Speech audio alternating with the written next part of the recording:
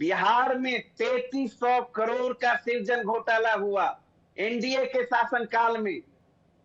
आज तक एक ईडी और सीबीआई, अभी 1 महीने पहले तक तो आपकी सरकार थी, क्या बात कर रहे हैं आप? अब सुन तो लीजिए। अब विवेक जी, यही भारी मुश्किल वाली बात, आप सुनना नहीं चाहते हैं आप लोग। मैं आप ही को तो सुन रहा हूँ महाराज इतने देर से, और किसी सवाल लिया बताइए।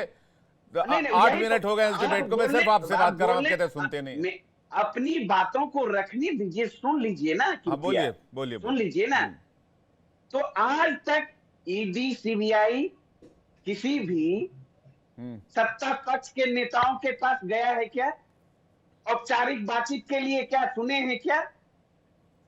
ईडी के इतने मामले किसके ऊपर हैं?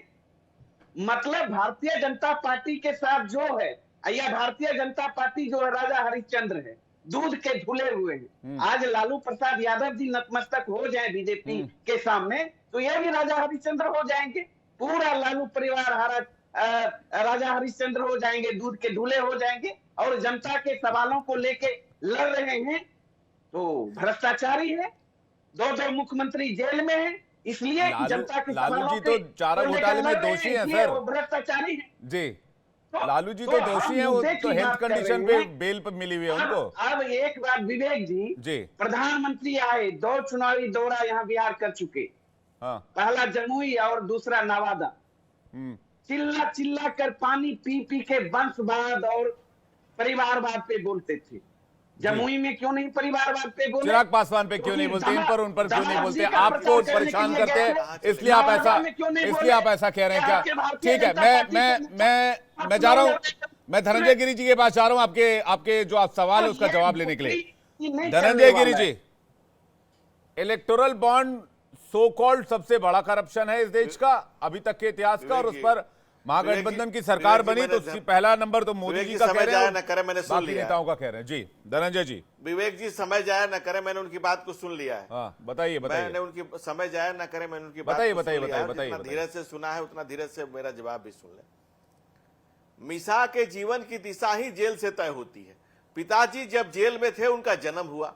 ये अलग बात है कि कांग्रेस के करप्शन के खिलाफ, कांग्रेस के जुल्म जबर के खिलाफ लालू यादव ने कहा, उनका नाम मीसा रखा। बड़ी हुई तो उन्होंने देखा कि चपरासी क्वार्टर में रहने वाले मेरे पिता ने इतनी धनराशि जमा की कि जेल चले गए। पशुओं का चारा खा गए, कतरा घोटाला, बल्दी घोटाला, जमीन घोटाला, आसमान घोटाला, मेगा घोटाला, स्लेट घोटाला। अरुण जी, मैंने आपके बीच में नहीं बोला था। अरुण जी इतना बेसब्रा नहीं बोला। अरुण जी गलत बात है, एक एक करके गलत बात है। विवेक जी, ऐसे लोगों को अरुण जी एक एक करके आरोप लगाया, मैंने सुना आपकी बात। ठीक है अरुण जी एक एक करके, अरुण जी एक एक करके। देखिए ऐसे डिबेट का वक्त खराब होता है, डिबेट का वक्त खराब होता है। अरुण जी एक एक करके सुन लेते हैं क्या कह रहे हैं, बीजेपी के प्रवक्ता का जवाब सुन लेते हैं। आपने एलिगेशन लगा, सुन लीजिए इनको, सुन लेते हैं। धनंजय जी या श्रीवास्तव स्क्रीन पर लाइए। धनंजय जी आपको सुना?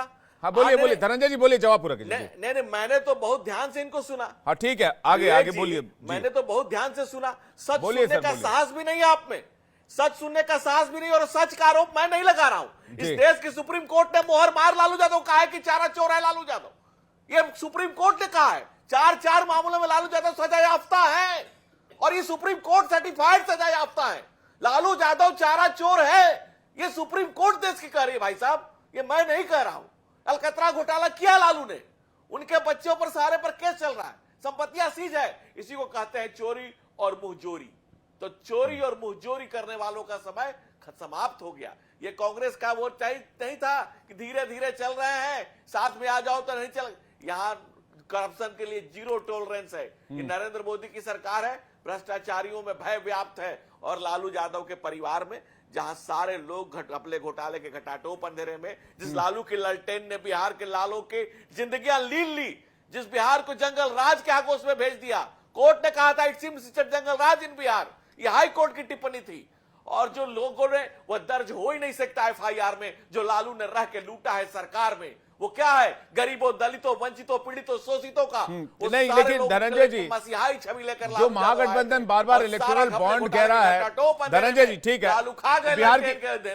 बिहार की हालत क्या थी उस समय पब्लिक डोमेन में है, मैं ये जानना चाह रहा हूं। जो विपक्ष कह रहा है, यश मैं इसके बाद आपके पास आ रहा हूं। जो बात मीसा भारती कह रही है कि इलेक्टोरल बॉन्ड से इन्होंने पैसा लिया, और इलेक्टोरल बॉन्ड हम आएंगे तो इस पर हम कार्रवाई करेंगे, एक्शन लेंगे, और सीधा बोल रही है कि हम मोदी समेत तमाम बीजेपी के नेताओं को जेल में डालेंगे। विवेक जी ध्यानाकर्षण नहीं है, ये उनका धनाकर्षण है। उनकी पूरी पार्टी का ध्यान जो है वो धनाकर्षण पे। इलेक्टोरल बॉन्ड से सबने लिया है, कांग्रेस पार्टी ने, टीएमसी ने, तमाम दलों ने लिया है, और दूसरे राजनीतिक दलों ने जिसने लिया उसके कई गुना ज्यादा हमें मिलना चाहिए, जो दुनिया की सबसे बड़ी पार्टी है। लेकिन ऑलमोस्ट सभी पार्टियों ने सभी को दिया है, और राजनीतिक पार्टियां चंदा लेती है, इसमें कौन सी बड़ी बात है। कांग्रेस के समय क्या आप चाहते हैं कि ना जो खाता ना भाई, जो काका कहे सही, वो आप ब्लैक जो चलता था कांग्रेस के समय वो चाहते हैं। हम लोग का हमारा कहना है कि सब कुछ क्लियर कट हो, ट्रांसपेरेंट हो, सब कुछ स्पष्ट हो। यहाँ सब कुछ फ्लोर पे लाया जा रहा है, सब कुछ डिजिटलाइज किया जा रहा है। भाई इलेक्टोरल बॉन्ड से ट्रांसपेरेंसी आई, आप ये कह रहे हैं, लेकिन विपक्ष धन आकर्षण में लगा हुआ। यश श्रीवास्तव, आखिर ये किस तरह की चाहत है कि भाई ना जांच, ना कार्रवाई, ना एक्शन, न इस तरह का किसी अभी घोटाले की बात सामने आई है, अभी से देश के प्रधानमंत्री के लिए उनको जेल में डालने की बात की जा रही है। क्या ये एक वेंडेटा पॉलिटिक्स है, या फिर एक मंशा है महागठबंधन की, हम आए तो 95 को 100 पर पहुंचाने का काम करेंगे? यश, नहीं, मैं आपकी बात सुन चुका हूं, और अब मैं चाहूंगा कि आपने जैसे सबको समय दिया है, मुझे भी दें। सबसे पहली बात, जो आप कह रहे थे कि सो कॉल्ड घोटाला, तो वो सो कॉल्ड घोटाला नहीं है। चुनावी बॉन्ड को सुप्रीम कोर्ट ने असंवैधानिक बताया है, और हमारे धनंजय गिरी जो चारा चोर बोल के इतने खुश हो रहे हैं, तो दुनिया चंदा चोर भी चिल्ला रही है, चंदा लो धंधा दो भी कह रही है, सब कुछ कह रही है। रहा सवाल नरेंद्र मोदी को किसी आरोप में साबित होने के बाद न्यायिक प्रक्रिया या जेल का, तो भाजपा आज भले ही सत्ता में है, लेकिन अंदर से ये वही लोग हैं जो फिल्मों के पर्दे जलाते थे, जो पुतले जलाते थे, जो पर्दे फाड़ने पहुंच जाते थे, ये वही लोग हैं। तो इनके अंदर वो हीन भावना अभी तक गई नहीं है। पूरी दुनिया में जहां जहां भी लोकतंत्र है, वहां पे चाहे राष्ट्रपति का शासन हो जैसे अमेरिका में, या प्रधानमंत्री हो जैसे ब्रिटेन में, या कोई भी देश हो, वेनेजुएला जैसा छोटा देश ही क्यों ना हो। टेलर स्विफ्ट एक अमेरिका की गायक हैं, उन्होंने ट्रंप के प्रेसिडेंट होते हुए साफ साफ ट्वीट करके लिखा था कि भाई आपकी ये बात गलत है, हम आपको नवंबर में वोट आउट करेंगे। ना तो टेलर स्विफ्ट से लड़ने कोई गया, ना ट्रंप ने कोई बयान जारी किया रोते हुए कि मित्रों मुझसे दुश्मनी क्यों, और ना ही उनकी पार्टी का कोई कार्यकर्ता ऐसा रोता कूदता कहीं पे आया कि ये गलत हो रहा है और ऐसा हो जाएगा, और ट्रंप के खिलाफ कोई परवाह नहीं करता है। लोकतंत्र में सबसे बड़ी जो खासियत है वो ये है कि चुने हुए नेता अपना काम करते हैं, और आलोचना नागरिकों का अधिकार है। अब रहा सवाल भ्रष्टाचार का, एक बार फिर, तो चुनावी बॉन्ड दुनिया का सबसे बड़ा घोटाला है। यदि उसमें आरोपी जो कि सिद्ध हो ही रहे हैं, नरेंद्र मोदी खुद कह रहे हैं कि वही लाए हैं, तो उनको फिर इस बात का कोई डर नहीं होना चाहिए, उनको न्यायिक प्रक्रिया का सामना करना चाहिए। और जिस तरीके से अपराध की बात कर रहे हैं बिहार में धनंजय गिरी, तो इनको बता दीजिए, एनसीआरबी का डेटा इस समय पूरे देश में बिहार को मिला के महिलाओं के प्रति अपराध सबसे ज्यादा है, दलितों पिछड़ों के प्रति अपराध सबसे ज्यादा है। और किसी भी राज्य में चले जाइए, मणिपुर का नाम हमें रोज लेना पड़ता, अच्छा नहीं लगता लेकिन लेना पड़ता है। जैसे ही हम मणिपुर का नाम लेते हैं तो नहीं, आपने इलेक्टोरल बॉन्ड की जो बात की, इस पर भी पीएम ने जवाब दिया। उन्होंने कहा कि इलेक्टोरल बॉन्ड हम लेकर आए ताकि ट्रांसपेरेंसी बना रहे, ट्रांसपेरेंसी बनी रहे। मैं आ रहा हूं मैं आपके पास धनंजय गिरी जी। यश, जो बात मैं जानना चाह रहा हूं, क्या विपक्ष इस मोटिव को लेकर इस बार के चुनावी मैदान में है कि हम आए तो एक साथ सबको जेल में ठूसेंगे?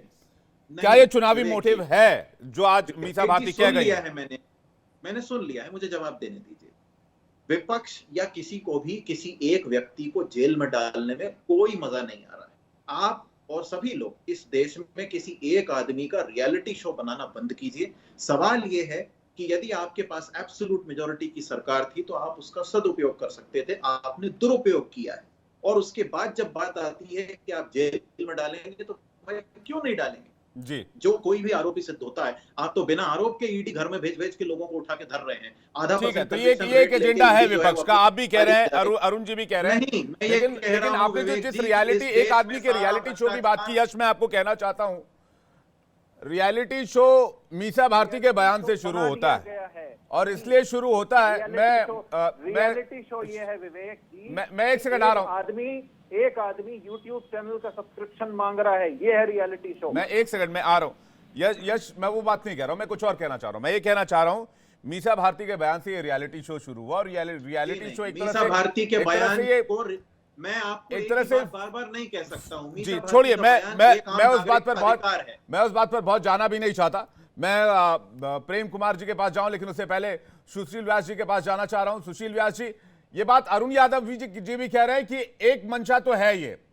मैं गिरी जी एक सेकंड आ रहा हूं, मैं सुशील जी का रिएक्शन ले लूं, सभी मेहमानों से एक एक सवाल पूरा कर लूं, उसके बाद आता हूं आपके पास। सुशील जी।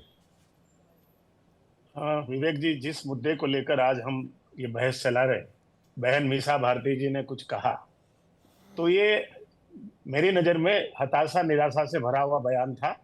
अपने आप को चर्चा में लाना, क्योंकि वो पाटलिपुत्र से उम्मीदवार घोषित हुई है और लगातार 2 चुनाव 14 और 19 का हार चुकी है वहीं से। अब चूंकि उनको फिर चर्चा में आना है तो कुछ न कुछ इस तरह का बयान देना जरूरी हो गया था उनके लिए, और इसी के चलते उन्होंने शायद ये बयान दिया है। अन्यथा किसी को जेल में डालना, किसी को पता है कि देश में न्यायिक प्रक्रिया है, उनके आदरणीय पिताजी को भी अगर जेल भेजा गया तो एक न्यायिक प्रक्रिया के माध्यम से भेजा गया, तो कोई इस तरह से किसी को जब चाहे जेल नहीं भेजा जा सकता। एक हमारी व्यवस्था है, आदरणीय अम्बेडकर जी का बनाया हुआ संविधान है, उस संविधान के ढांचे के ऊपर हमारा देश चलता है। किसी के कहने से कोई जेल नहीं जाता, अपने कर्मों से जेल जाता है।